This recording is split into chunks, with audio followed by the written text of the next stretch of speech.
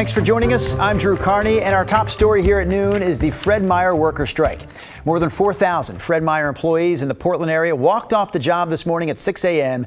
because of what the workers' union describes as unfair labor practices.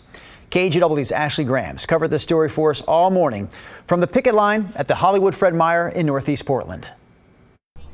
Early Wednesday morning. We said we were going out 6 a.m. and here we are, we're out at 6 a.m. Grocery and meat department workers grabbed signs and joined the picket line in front of a Northeast Portland Fred Meyer. We're out here today because we are protesting unfair labor practices committed by Fred Meyer. It's just one of 28 stores across the Portland metro area where UFCW Local 555 employees have walked off the job. But the strike hasn't forced Fred Meyer stores to close. You still got what you needed? I did.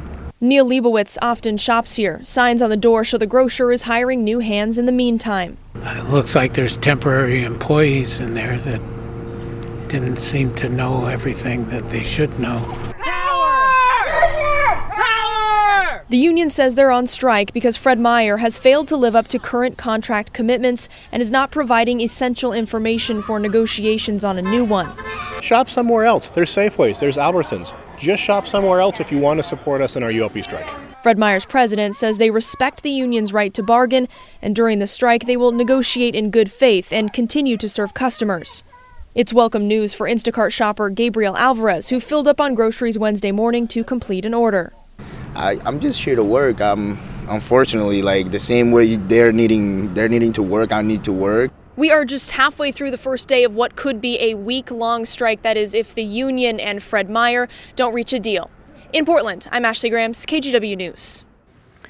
Oregon Senator Ron Wyden showed his support for Fred Meyer workers this morning, posting this on X. It reads, quote, "I love a Freddy's rotisserie chicken as much as the next guy, but not even that is worth crossing the picket line for." The senator went on to say, "I stand in solidarity with the workers striking today for better working conditions." All right, we do have more local news headlines to get to, but first, a quick check with Rod Hill in the Weather Center. So, Rod, weather will likely become our top story here by Friday. Yeah, and we're talking about this thing, the thermometer going up, up, and up again. You know, all of a sudden, it's been quite a stretch since we've been up into the 90s. Very comfortable out there today. In fact, right now, we're still in the 60s. But starting tomorrow, high temperatures jump back up into the 90s. Tomorrow, 93. The record out of PDX tomorrow is 95. And then I've highlighted the 2 days where we have issued a KGW weather impact alert for temperatures getting hot enough that you should realize it and plan your day accordingly. 96 on Friday, the record is 100. 97 on Saturday, the record is 102. And I've changed or up Sunday's forecast, not as hot, but still reaching 90 at 92. And the record is 98 degrees. Right now, it is so gorgeous out there. Hope you have time to enjoy a little bit of today's weather. That, of course, was Cannon Beach Live. Here's downtown Portland showing the clear skies.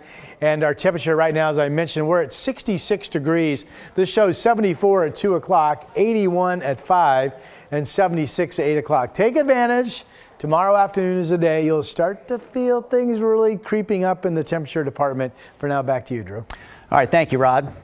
Starting this Sunday, September 1st, possession of small amounts of hard drugs will become a crime again here in Oregon. Multnomah County has a deflection program set up to steer people who are caught using illegal drugs towards treatment instead of jail. Just yesterday, county officials officially presented the city of Portland with its plan for the new deflection center set up on the Central East Side. Despite the law changing this Sunday, though, the center's opening has been pushed back to October. So for now, there's an option for mobile deflection where outreach workers meet people on the streets as a temporary alternative. Portland Mayor Ted Wheeler is threatening to direct police, that is, to arrest people instead of offering this mobile deflection option if the county doesn't open the center by this new October deadline. This is basically a 6-week trial period, if you will. We think mobile deflection, particularly part-time mobile deflection, is not a good long-term solution. And in the absence of a working deflection program, what we will do is we will arrest people and we will book them. When the deflection center does eventually open up in October, the county says it only has enough staff to offer services from 8 a.m. until 8 p.m. Monday through Friday. The eventual goal, though, is to expand the center into a 24/7 operation. Deschutes County in Central Oregon says its deflection plan is ready to go and that local law enforcement there will be the first point of contact when it comes to providing treatment resources for people caught with drugs. The district attorney says the problem with Measure 110, which pushed for decriminalizing decriminalizing drugs in the state, recriminalizing that is. I apologize. The problem with Measure 110, bottom line, is that it didn't offer incentives and didn't threaten consequences that would move people towards seeking the treatment. Meanwhile, health officials in Clark County are raising concerns about whooping cough as students head back to school this week. It's considered a serious respiratory illness that spreads easily between people when someone who's infected breathes, coughs, or sneezes. 229 cases have already been reported in Clark County this year, most of them since the start of June. 229, by the way, is more than the total number of cases over the last 5 years there combined. And nearly 2/3 of these cases involve people who were never vaccinated. My big worry is that we're seeing these numbers right now. What happens when school starts? And we've got, there's some schools that have very low vaccination rates. We're likely to see more. And of course, this can be a deadly disease. Symptoms are initially similar to a common cold, but after a week or two, people can develop a violent cough that leaves them gasping for air. Without treatment, including antibiotics, people can stay contagious for up to 3 weeks. Police served a search warrant at a Southeast Portland home where officers say they found evidence of animal neglect. The district attorney's office says authorities rescued 13 dogs and 2 cats from this house on Southeast 86 near Tolman. This is in the Lentz neighborhood. Investigators say they received multiple complaints of malnourished animals and poor living conditions.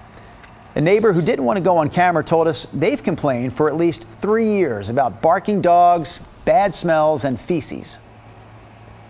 It makes me feel angry and sad, and being able to know that those dogs are free and liberated helps me feel a little bit more in control.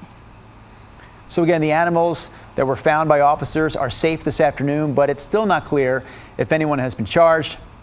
We'll have more on this story coming up on KGW News at 5 p.m. Well, the man who pled guilty, not guilty that is, the man who pled not guilty to abusing a dog inside a Northeast Portland apartment building earlier this month was arraigned yesterday. 25-year-old Isaac Justin was indicted by a grand jury last week on multiple counts of aggravated animal abuse.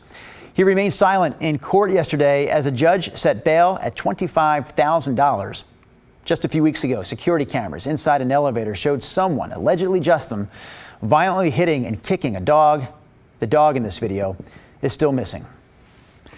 The Multnomah County Sheriff's Office says someone was recently scammed out of $1,000 by scammers pretending to be Multnomah County deputies and sergeants. So here's how the Sheriff's Office says it works. They say the scammers will call and claim that their potential victim has a warrant, unpaid court fines, or has missed jury duty. And they say they'll be arrested unless they pay a fine with a gift card, Cash App, or cryptocurrency. The Sheriff's Office says it will never ask someone to pay fines over the phone. Hewlett-Packard's longtime facility in Corvallis is set to receive up to $50 million from the Biden administration and another $9.5 million from the state of Oregon for expansion and modernization as part of the CHIPS Act. HP has been in Corvallis for 48 years and says this money aims to keep HP and other American companies growing and thriving on U.S. soil. The investment is estimated to create nearly 150 construction jobs and more than 100 manufacturing jobs. First, I want to express HP's deepest gratitude for the Biden administration and Secretary Raimondo, and I know we have the Undersecretary here today with us, and the Department of Commerce for recognizing the importance of HP's work and potential of our innovation. You can find the full story about this at KGW.com or on the KGW YouTube channel. A $15 million federal grant will bring publicly accessible EV charging stations to this part of Oregon. Up to 500 chargers will be installed across 17 different cities around the greater Portland metro area. Chargers will primarily serve residents who do not currently have access to charging at their home.